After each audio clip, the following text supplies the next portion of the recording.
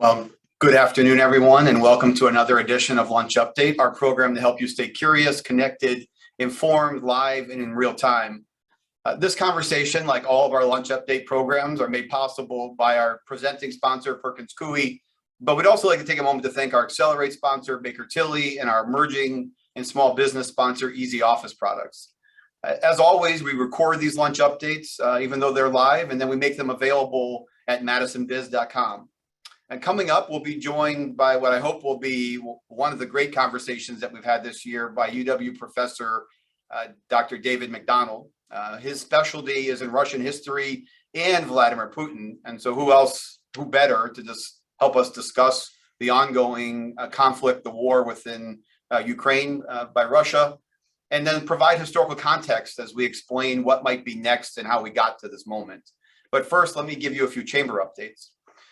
What was once, or last week, was the fastest selling icebreaker, our annual lunch on the floor of the Kohl Center, has just become the fastest icebreaker to sell out ever, as we have now sold 750 tickets in less than 3 weeks.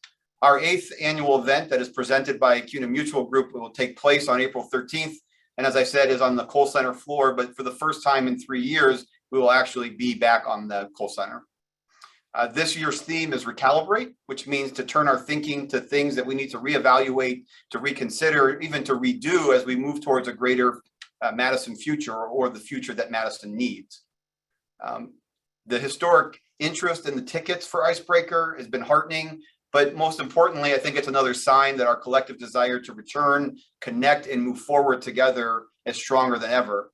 And even though the event is sold out, we do have a small availability for a wait list. So you can add your name to our wait list by going to madisonbiz.com/icebreaker. And now to our guest. Dr. McDonald has been a professor of history at UW-Madison for more than 30 years, where he's served as the department chair between 2006 and 2010. He is the Alice D. Mortensen Petrovich Distinguished Chair in Russian History, and he specializes in social, intellectual, political, and diplomatic histories of Imperial Russia. Professor McDonald is also the director of the UW-Madison Partnership with the University as Nazarbayev in the Kazakhstan. As the faculty director, he helps facilitate discussions among the team leaders and their NU counterparts and fosters relationships among different people involved in the partnership. He received his PhD from Columbia University and his MA and his BA from the University of Toronto. So thank you, Professor McDonald, for being with us today. Thanks for inviting me, Zach. Today marks exactly 1 month since Russia invaded Ukraine. And there's been a lot of questions as you think about current affairs. And I said to someone the other day, there's a lot of pundits, but few experts. A lot of pundits are sort of thinking about this in the present. But I also think it's important to begin this conversation with a historical perspective, to go backwards so that we can move forward about the relationship between Ukraine and Russia. In his rationale for the invasion, Putin argued that Ukrainians and Russians are one people, that they're one nation. Can you tell us a little bit more about the role that Ukraine has played in the history of Russia, and maybe more importantly in the Russian Empire, and then later on in the Soviet Union? Well, it's a complicated story, not nearly so simple as that presented by President Putin. But he's right in saying that what we call Russia now descends from a project that really began in what we now call Ukraine in about the 9th and 10th centuries, where some Vikings set up a trade relationship with local Slavic chieftains, and they ran a trade from Scandinavia down the Dnieper River to Byzantium, to Constantinople. And as a result of that, a dynasty started there in about, say, 900 AD. And it was that dynasty, the ruler Saint Vladimir, or Vladimir, depending on who you are, both Russians and Ukrainians claim him, converted the country to Christianity. Now, things become complicated in 2 ways. First, the Mongols come through in the early 13th century and place most of what is now the area around Moscow and down to the Caspian Sea, but not the southern steppe, the fields, under direct rule out of the Golden Horde in station of a camp on the north shore of the Caspian Sea. And they're more or less the sovereign power in what will come to be Muscovy until the late 1400s. In the meantime, most of Ukraine, especially Western and Central Ukraine, falls under the rule of the Kingdom of Poland-Lithuania, a medieval and early modern state that by 1600 extended from the Baltic all the way down to the North Shore of the Black Sea. Now, at that time, there grow two developments in what we call now Ukraine. One is under the Poles, a lot of Ukrainians convert or get absorbed into a form of the Catholic Church because Poland becomes militantly Catholic during the Reformation. And these Ukrainian congregations worship in Slavic, and their priests get married, but they recognize the supremacy of the Pope. Whereas over on the eastern part of Ukraine, it gradually falls under the rule of Muscovy that's starting to sort of put these homestead lines, like our Palisade lines in North America, farther and farther into the prairie. And then on the edges of this, between what we call Muscovy and Poland, and then the Ottoman Empire, which owns the Crimea at that point and rules through a Khanate that was a descendant of the Mongol Empire there. In that gap, we see the emergence of these bands that start off as sort of horse-mounted outlaws who rob caravans and take hostages, but also farm in the off season, as it would be. They call themselves Cossacks and have a roughly democratic society. They have it's all military organization. They have an officer class. They've got peasants farming. They're sort of serf subjects of the officer class. And they tend to send their services as a security agency to either Polish crown, the Ottoman Sultan, or the Muscovite Tsar. And this, we're getting into the late 1500s, early 1600s. And by the middle of 16th century, the Poles are starting to pressure the Cossacks to convert. And they decide, no, we're going to ask for the Muscovite Orthodox Tsar to be our ruler. That splits what we now call Ukraine into two: those that stay in Poland, and then the Cossack society, which they think they're entering as an independent corporation, but they get more and more subjected to Muscovite rule until Peter the Great, in about 1709, I won't bore you with the details how it happens, but he just absorbs them outright. And the old officer class will remain as nobles, but they speak a separate language by this time. As a matter of fact, the chief intellectual force in the Orthodox Church in the 18th century are a bunch of Orthodox monks who came from Kiev and had been in active contact with Jesuits and Rome and also the Protestant Reformation. And they come and help reform the Russian Church in the 17th century. Now, as time goes on, late 17th into the 18th and 19th century, the Cossacks become sort of the bodyguards of the crown, of the throne, and local nobles, Ukrainian nobles, get to enjoy the same rights as Russian nobles. But even then, they still, when they're given the chance, plead for recognition of their specific rights. And then by the 19th century, after the French Revolution, after the Napoleonic invasions, and much like elsewhere in Eastern Europe, we find intellectuals saying, hey, we're not Russian. We have our own language. Ukrainian is sufficiently different from Russian that we have our own culture. We have our own unique history. We're different from who they call the Muscali. The Muscovites are the Katsapi, the goat's beards. That's what that's their shorthand for Russians, because the Russians are all bearded. And we start to see a growing sense of Ukrainian distinctiveness vis-a-vis Russia. And by the time the revolution comes around, we see an attempt to form a Ukrainian national republic in 1917, 1919. It doesn't last very long. The Bolsheviks absorb it. And then after that, the Bolsheviks, and Putin blames them for this, maintain a sense of Ukrainian distinction because they're going to honor self-determination, they say. And so they sort of Ukrainize the Soviet administration there, and they encourage you speaking of Ukrainian, that which the Russian state only recognized as a language between 1905 and 1917. But there's still some Ukrainians under Polish rule, or as part of Poland, in what we now call Galicia, Polish or Austrian. And they only get joined. They're always seen as an island of independence, again, for other reasons I won't get into. But after the Nazi-Soviet pact in 1939 and into 1941, they get absorbed into the Soviet Union, and they become a real problem for Moscow, because after that time, they become an indomitable hotbed of Ukrainian national sentiment. By this time, also backed by a huge diaspora around the world. There's, if you've ever been to the Lower East Side of New York, there's still a very active Ukrainian presence there. Philadelphia, Chicago. I grew up in a part of Canada that's very heavily Ukrainian, Western Canada, Saskatchewan. Edmonton is known on the plains as Edmundchuk because all the Ukrainians who live in that part of Alberta. Winnipeg, huge, all have Ukrainian language newspapers. And this diaspora also harbored this sense of Ukrainian identity, like a lot of diasporas, the Armenians, the Jewish diaspora that maintained this idea of returning to Jerusalem. And the Ukrainians have their own ideas. And finally, right in 1991, in a referendum, we see, as the Soviet Union is dissolving, a referendum among Ukrainians, do they want to stay in? And they vote quite strongly to get out, in spite of the fact that the ruler of the post-Soviet Ukraine is a former party secretary.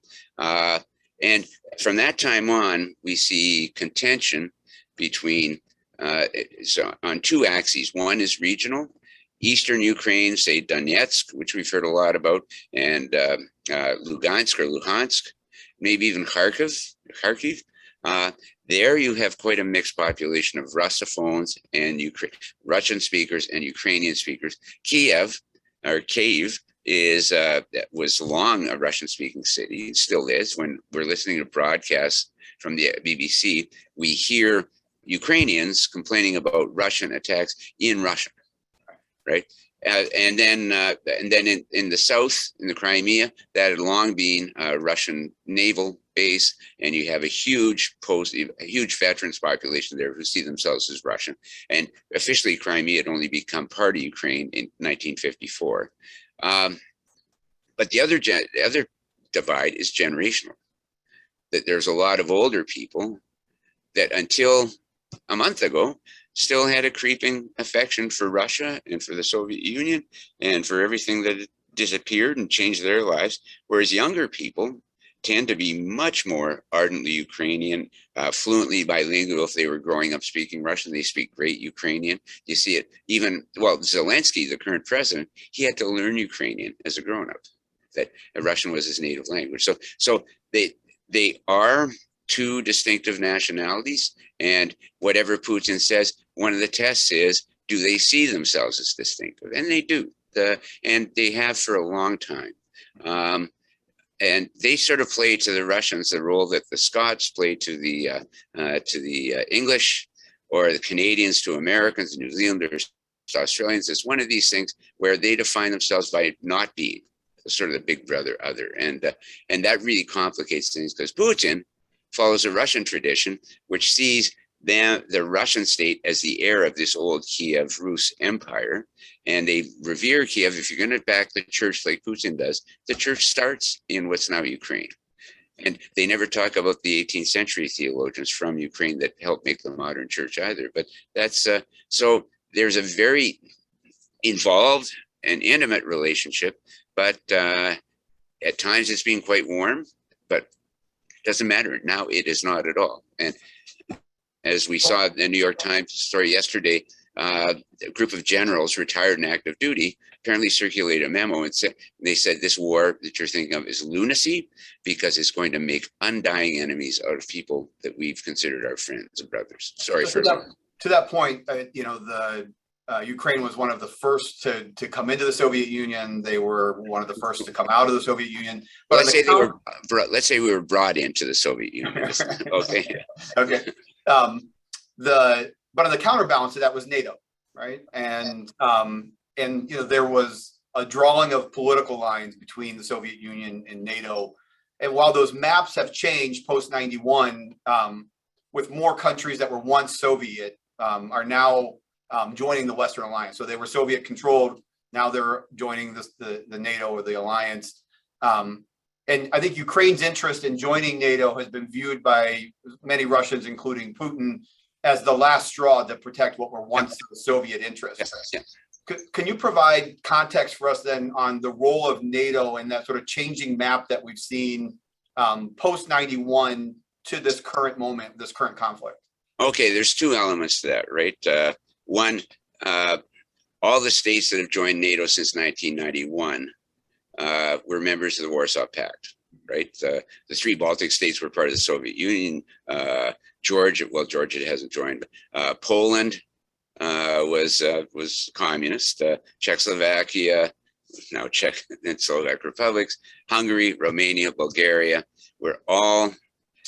Their governments changed, as those of us old enough to remember, know, through active Soviet intervention in domestic politics, including in Eastern Germany, right? And they were brought into the Warsaw Pact. The Warsaw Pact was formed as a response to NATO. Now, after 91, there's a lot of interesting complications kicking. First, I don't usually get.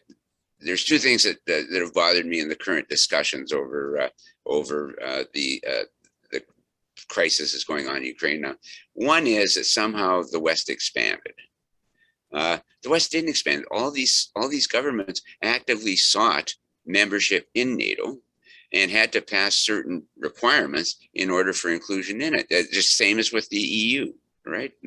And there was much more.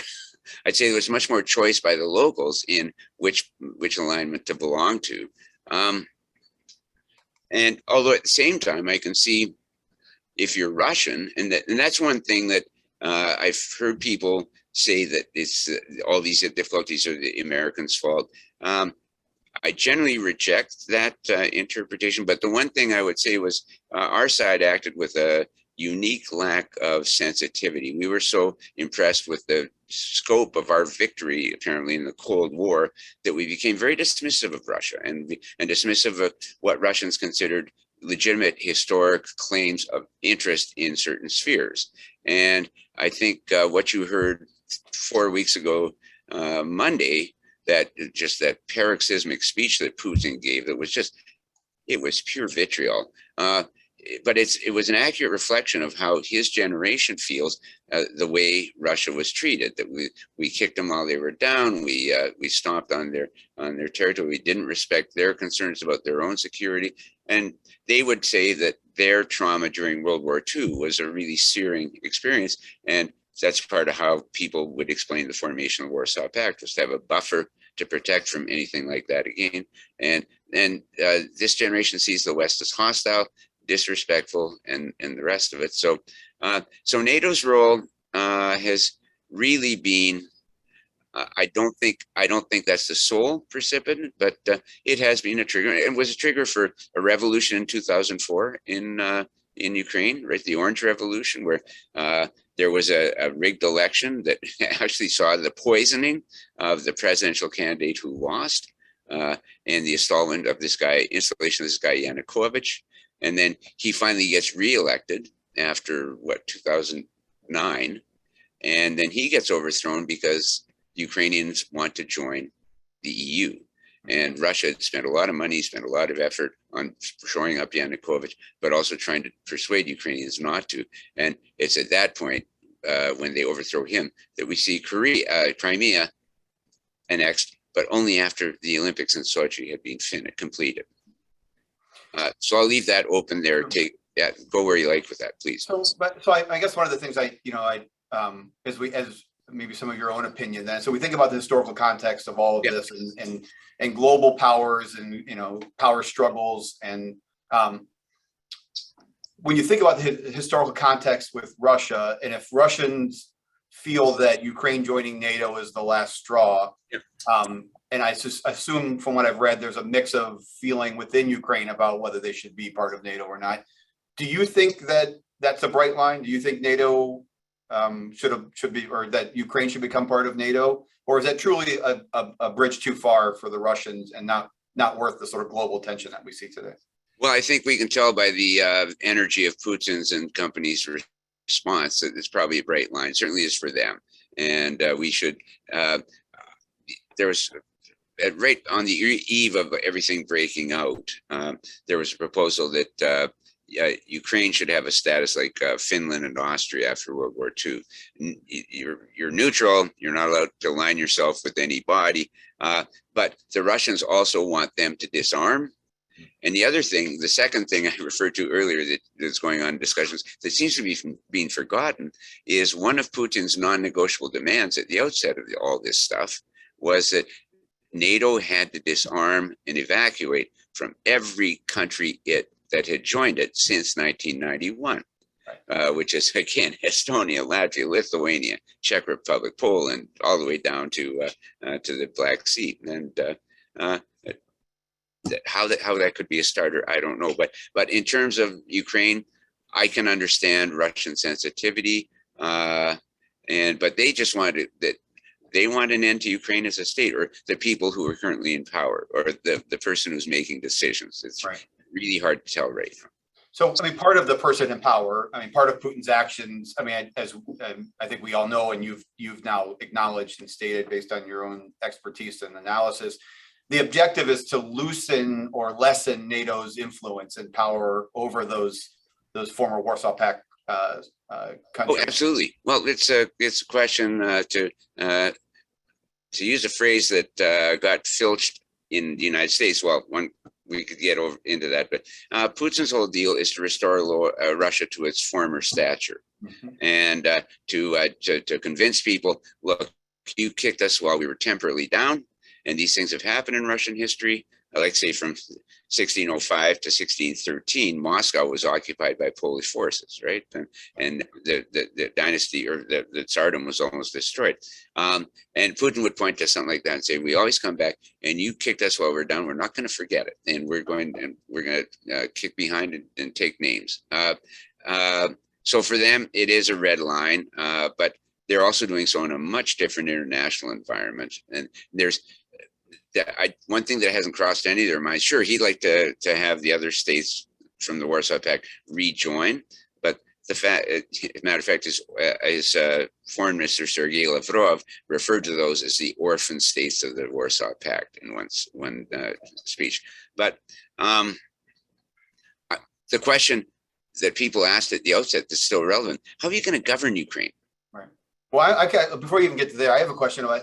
It seems that he may be having the inverse effect. If instead of lessening the strength of NATO and the influence, I joked with you before we came on that as a college student, and in the early '90s, I had a NATO studies minor. I ended up not dropping it, and then after I graduated in '96, I thought I kind of dodged a bullet, because what am I going to do with a NATO studies minor? And now all of a sudden NATO is in the headlines again, and it's relevant again. And so, I mean, in some ways, there's an argument out there that what Putin wants most, which is to lessen the influence of NATO, he's actually had an inverse reaction and response based on the invasion and the war in Ukraine. No question. And it makes you wonder about where he's getting, or he and his advisors, although those advisors are pretty far down that long table, but makes you wonder where they're getting their information from. But it appears that they were looking at American politics, they're looking at American relationships with NATO the last 8-10 years, not just the Trump years, but and one long-term goal of Soviet and later Russian foreign policy has always been to try and find ways to split Europe from the United States. And Russian and analysts will tell you, what's the United States doing in Europe? That's 3,000 miles away, and one could ask the same about what you're doing in Eastern Germany, or what are you doing in Poland, and they'd say it's our immediate security. But nonetheless, they saw what they thought was disarray in NATO competition, and they saw Brexit and thought this was another symptom. They saw the internal divisions in American society from across the ocean, and they've got really good intelligence, because this society doesn't conceal anything, right? That's one of the gifts and the costs of being so wide open. But I don't think they were quite equipped to understand the context in which all these things were playing out. And you're quite right. By making this move, all of a sudden it reactivates old nerves in my generation, old Cold War nerves, right? But in other generations, just they'd assumed that things would continue developing in a certain way, and that's all gone. And what it's not that they just reunified NATO, these actions. the German government has announced it is going to far exceed the 2% GDP threshold for defense spending. And this is a country whose leaders of whichever party have always been very reticent about brandishing German military power. It doesn't seem to go well according to their experience or Europe's experience of the 20th century. And he's done that as well. And again, based on a total misestimate of the way things are, or what he thought the situation was. Right. So let's pivot slightly. I mean, I think it follows a line that you were just taking us down, the thread you were pulling, which is this idea of Russian exceptionalism, right? From, as you said, it ebbs and flows. They don't forget, they remember, they seek it. They want to be back to when it was true. And I think Russian exceptionalism has been held up as one of the reasons for, or one of the motivating factors for the invasion. So as an expert in Russian history and in Putin, so, there's a gap, there's a bridge there on Russian exceptionalism. What do we need to understand about the role that Russian exceptionalism plays, and this self-belief that we hear in the media that they are liberators, that they are liberating Ukraine from a regime? Talk to us a little bit about Russian exceptionalism, and then I want to pivot that quickly to a discussion of the role that American exceptionalism plays in that conversation. Sure. Yeah, because the only thing, there's nothing exceptional about Russian exceptionalism, right? Every society, but these great powers, Britain, India, but the non-European powers, China, India, Iran, Persia, Turkey, they all have memories of imperial grandeur, and one or another feels victimized, and that victimization sense is a real powerful lever in governing domestic and foreign policy. And in Russia, since the collapse of the Soviet Union, you can't be a Russian government and not be a great power. So that exceptionalism played an important role. A colleague of mine at NYU had an op-ed piece in today's Times, and she put a finger on one possible explanation, because it's an ideology that Putin subscribes to, is after the revolution in 1917, emigre intellectuals and people who despised Bolshevism, despised communism, they were looking back on the wreckage of the empire they'd grown up in and said, well, the fact is we're not a European state, we're Eurasian, that our fate straddles both, and we're a unique civilization, and it's a civilization that is bound by orthodoxy, and they see the Ukrainians as orthodox. So I think a lot of that is guiding, but also the sense that we lost our greatness, and it was everywhere, right? From the how predictable your life trajectory would be after 1991 if you were our age then, to how the performance of your renowned athletes has either collapsed internationally or being shown to be founded on, shall we say, artificial performance enhancements. And so, can we pull the thread a little bit on Eurasianism then? I guess, you brought it up. One of the questions we had from the audience from Marcia Lindsay was a question about, is that even at scale, is Eurasianism even sustainable? I mean, is it something that could even be done, and is there even support for that truly within Russia? There is among a very small coterie of people who feel that, a lot of these aggrieved societies have their sense of messianism too, right? In our society, and that this society is not aggrieved, but the shining city on a hill, as President Reagan called it. Britain, the civilizing nation, or France, China, the Middle Kingdom, India. Every one of them has this myth, and the Russians see themselves as it's a way out of this dilemma over identity that's hag-ridden them since the mid-19th century. Are we Europeans, or are we, what's Eastern, what's Western? And to the extent that the church has been a very powerful beneficiary of post-Soviet rule, and especially enjoys the support of the Putin administration, they are happy to see themselves in this role as supporting a certain mission of a proper Christian church as opposed to the debased Western churches, and the fact that the scope, this imperial scope, is suitable to Russia's historical scale. Now, the other part of the question is, could they administer it? Well, they could on and off for a few hundred years, but the question isn't whether it is technically feasible. It's like my complaint or my question earlier, can you even govern Ukraine? They couldn't before, but they're not thinking about the mechanics. They're thinking about the dream and the aspiration, which has to them a very strong moral urgency as well, because it's about the redemption. You know, there's an apocalyptic or a Christic element to this too. This is the redemption of a humiliated state. And a lot of people in his generation would see it in those terms. Right. So just pivoting back into exceptionalism, so we talked a little bit about Russian exceptionalism. Certainly, the United States is not immune to similar notions of exceptionalism. No. It's part of who we are, right? It's part of our ethos, our culture. We believe in the exceptionalism of our form of government, of our form of the economy. And that, Putin has argued publicly that, that Russia is not, I think his exact quote was, we aren't deploying missiles near the U.S. border. That's not us. We're not doing that. It's the United States that's come to our home with its missiles, and it's standing on our doorstep. So can the same criticism that, I guess I question that, is there validity in his criticism of he's not, talking about Seal Island and Canadian U.S. relationships? It's the last piece of dry land that we as two friends can't agree on. He's saying that, why are you on my doorstep? Why are you interfering with my backyard? How is that viewed? How is American exceptionalism viewed both in Russia and in Ukraine? Okay, one quick correction. The other point of contention between Canada and the U.S., well, there are two of them. One is preeminence in women's hockey, and the other is in curling. But that's by the boards.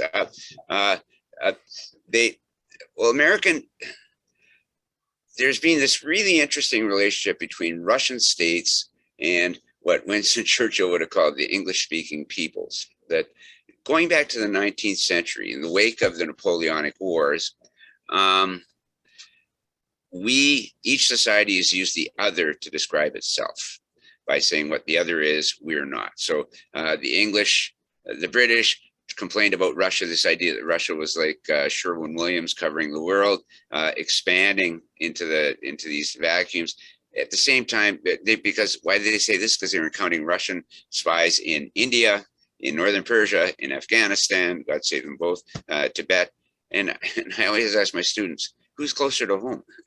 Who's expanding where, right? But it became all tied up with, if you watch Star Wars, if you've read Lord of the Rings or watched Lord of the Rings, this is the conflict that's described between sort of virtuous, enterprising, creative and free people against this burgeoning tyrannical empire, whether it's the empire against the Confederation in Star Wars, or Mordor against everybody else.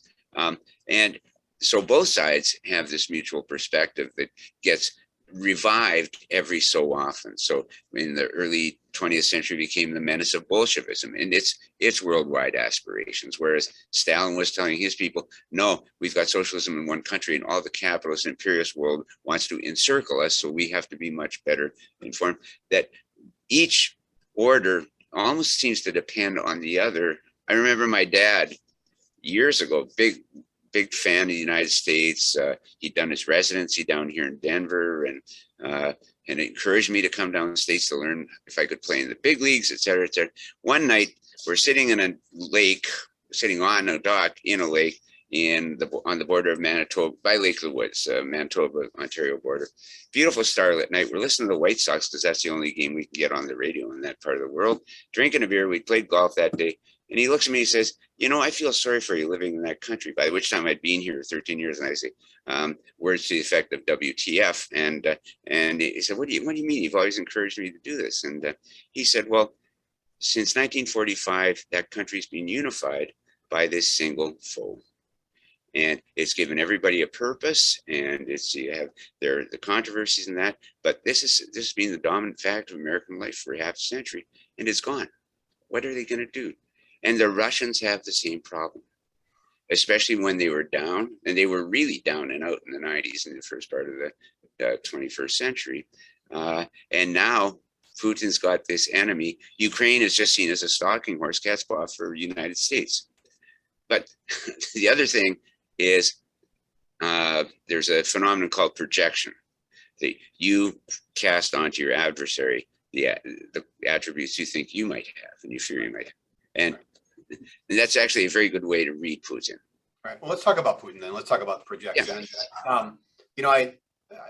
You know, we hear a lot, right? Yeah. And we can read, but then some of this is propaganda, some of it is reality.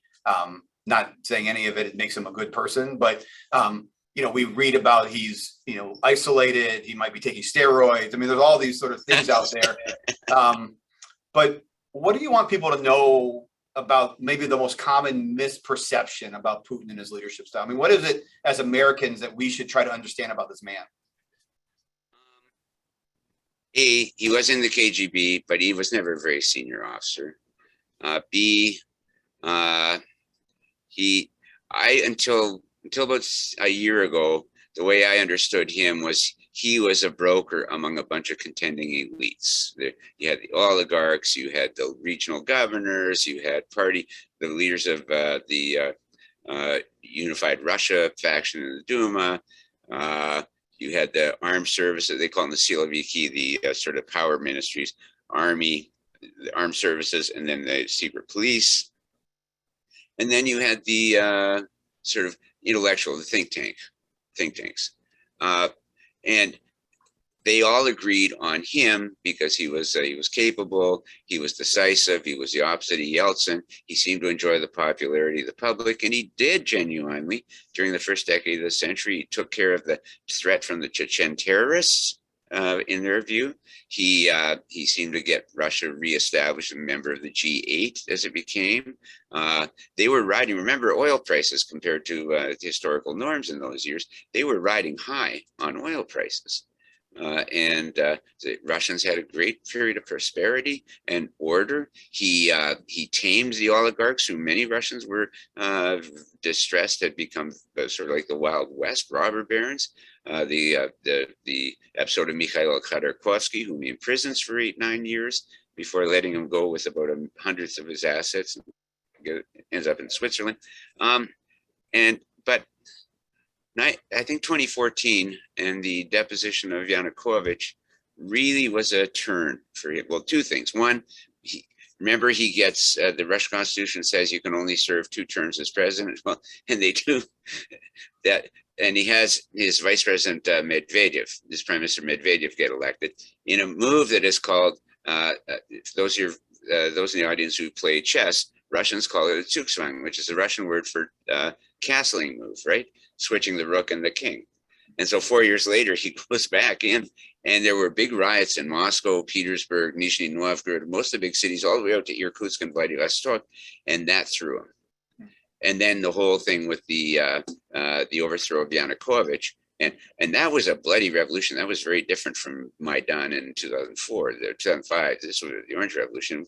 This was a real, but what gave him an advantage in that is, like a lot of these post-Soviet societies, you've got factions of very far-right militants in.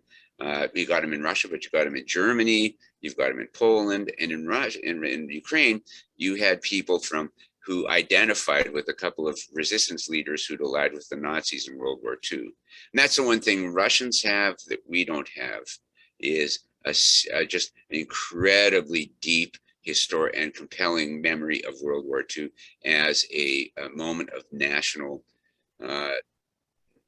self-definition. The only comparable thing in Russian history would be defeating Napoleon in 1812.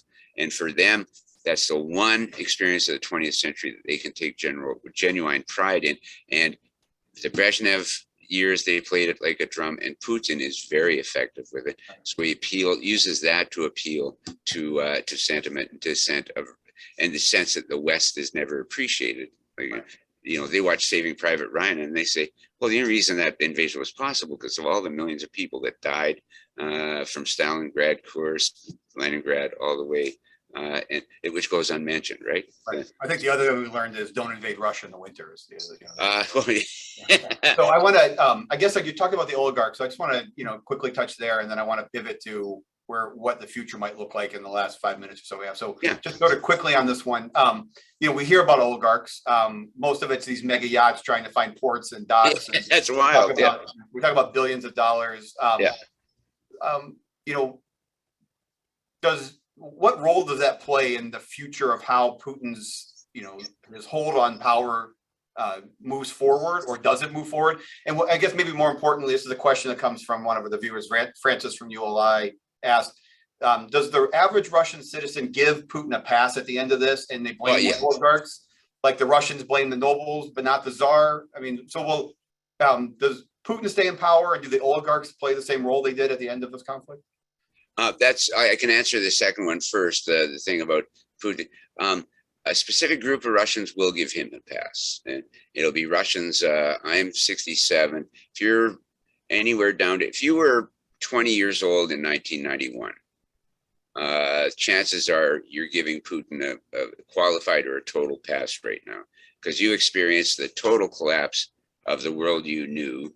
Like, we all went through the Great Recession. We have friends that are still recovering from it, and or my parents lived in the heavily hit part of Canada during the Great Depression, and I know on that generation what. Now multiply that by about 20, and you get what Russians went through. 1990 to 1997, there's another recession, and into the 2000s. Putin gives them back, and they experienced what we thought was a period of hope for democracy with the Yeltsin years and the elections, and that they experienced that as a series of serial humiliations and abasement and poverty, and the rise of the oligarchs whom they don't like because they feel they got their money through ill-gotten means, so he enjoys a strong belief from them that he's a steady hand, he's a guide. That generation still misses Stalin, even though most of them never lived during him. But this image of power and authority. If you get younger, and I know this because I can tell who's not depending on the state news for their news, is I can tell you who's got VPNs in Russia, and it's all kids. It's and it's amazing, and you look at the exodus right now. I'm just being made chair of a task force seeking ways to try and accommodate scholars leaving Russia and Ukraine who aren't going to be able to go back, and so he's scaring away the unintended consequences, scaring away a lot of people, but and a lot of talented people. Now, to get to the other thing about the nobles and the I only czar. have time for. Professor, it's so much to talk about that. I only have time for one more question, so I'll move past the oligarchs, and maybe if hopefully the conflict doesn't continue, but if it does, we maybe have you back on again. And this follows up a number of questions from people in the audience, including Rose Moles from Easy Office Products. We've heard President Zelensky say recently that this may already be the beginning of World War III, that we won't realize it until we look back in history that this was the moment that it started. How likely is it that you think that this war will reach a global arms conflict, thinking about the historical perspective, but also where we find ourselves today? Is this going to be more than just economic sanctions, or will we see actual NATO troops on the ground facing Russian troops? I can't exclude it in a way that I would have been able to exclude it a year ago. I can't. Lots going to depend on China and how China weathers it, and a lot's going to depend on how Russian elites, including oligarchs, but also generals, intelligence officers, how they assess what's going on. The Russian army has apparently lost between 10 and 15,000 people in these 4 weeks. That's an awful lot, and most of them are conscripts. So depends on domestic forces, but Putin right now is playing sort of betting the farm, and he feels it's his farm, and so a lot of it's a game of nerves. It's brinksmanship, like Cuba in '62, which is the last comparable situation. I would imagine we see things escalate, but the Union of Concerned Scientists says that war is more likely now than it has been in the last 20 years. Right. And so, yeah, it's cause for concern. Right. So in the last minute, is there a cause for optimism? Yeah, that young Russians and letting the actuaries do their work on older ones, which is a very callous way of putting it. But Putin can't be around forever, and he's going to need a lot of the people he's scaring away. And the oligarchs, just to get back to them, a lot of them are complaining in public in a way that you wouldn't have heard 2-3 years ago. And we're starting to hear murmurs of discontent in other circles. So it's going to be really way too interesting to watch in the next few weeks. Right. Well, with that, Professor McDonald, thank you I know you're busy, and Probably that your thought leadership is in high demand. So thank you for spending some time with us and here right back in Madison. I appreciate you giving us your time today. I want to thank all of you for joining us today, participating. Some great questions from the audience. I want to thank our sponsors. Thanks everyone for participation, and we'll see you next time. Yes, thank you.